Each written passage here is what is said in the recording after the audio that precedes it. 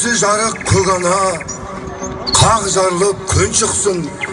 Кеудесі түкті жер ана, қақ жарылып көк шықсын. 18 мың қаламның, жан жануар әлемнің, бақытына жеткеннің, мәңгі жасыл көктемнің, несібесі көп болсын, уайымы жоқ болсын. Әумин. Әумин. Содан бері наурыз көктем тірлікте, бір жоғалып, бір қуанып күлдікте.